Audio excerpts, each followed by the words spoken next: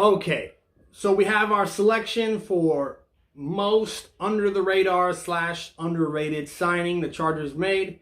And my pick is Gerald Everett. Okay, they had far too many drops from the tight end position last year. Yes, I know they had some drops with the wide receivers as well. But Jared Cook's drop percentage last year was a 12.7% drop rate. That is completely unprofessional. Yeah, that's something you would see from maybe a prospect in college, and even then, when a prospect in college has a drop rate that high, you're probably going to tend to look at some other guys first. Gerald Everett, he didn't put up any gaudy numbers, nothing that really jumps out at all. Okay, but keep in mind, he was on a very loaded offense with the Rams before he left there. And it seemed he was right on the verge of really finding that next gear and taking it to the next level. But then he left and he went to Seattle to play with Russell Wilson, a quarterback and a franchise notorious in recent history for not knowing how to properly utilize tight ends. So his production never really made that second leap or jump like I anticipated it. But I think now coming into the situation with the LA Chargers, he has a chance to do just that. Okay? Now, like I said, his numbers weren't gaudy or anything crazy. He put up 478 total yards with 4 touchdowns. But here's the big improvement. His drop percentage was 5.9% compared to Cook's 12.7. 12.7 to a 5.9. That's a big difference and could ultimately,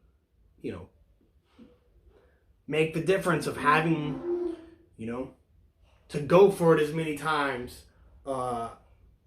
late in the season in a game against Kansas City where they could have potentially won the division. And I'm sure you all remember Cook having that easy walk-in touchdown that bounced off his hands as there was nobody around on the goal line. And I believe they were going for it on 4th down on that try as well, which made that even more painful.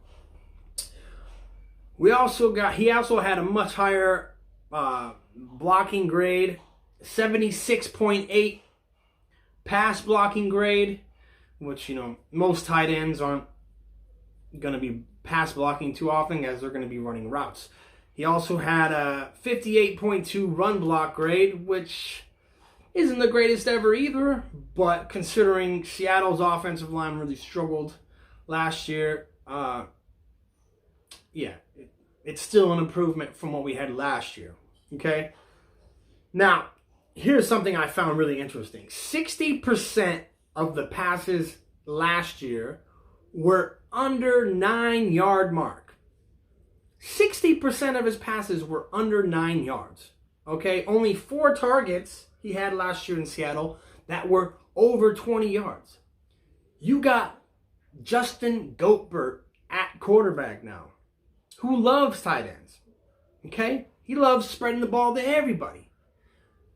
So you could bet that those total yardage marks, which was at 478 last year, is going to jump up drastically by at least probably 250, 300. Because you can bet damn well he's going to see more than 4 targets of 20 yards or more. Okay? Not just that.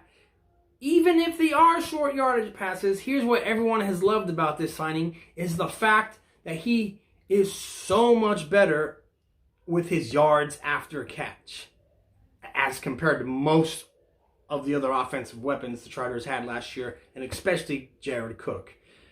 Of his 478 yards, 251 of them were yards after catch.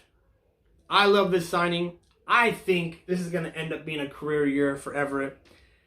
And I think he's going to complement this offense really well because they're really wanting to be a more physical offense moving forward. Hence why they drafted a running back too who could, hit the gaps in between tackles, which is why they continue to add to the offensive line. Okay? And then they add a guy like Everett, who's a much more physical tight end than Cook is. They are going to be more physical, and he is going to be a key contributor in all of this. Make sure you like and subscribe to the channel. Drop a comment. Let me know if you agree and or disagree.